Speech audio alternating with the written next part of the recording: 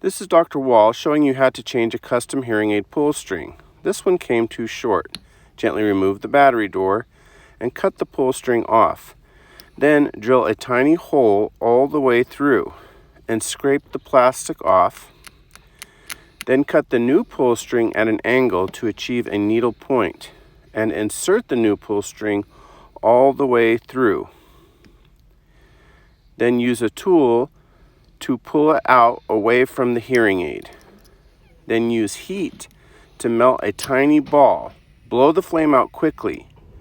Then apply super glue to the string and pull the string tight so it does not impede closing the battery door. Cut the string to the desired length and apply flame to melt the ball. Compare to make sure the proper length is achieved. Then reinstall the battery door and make sure it closes. Test hearing aid function.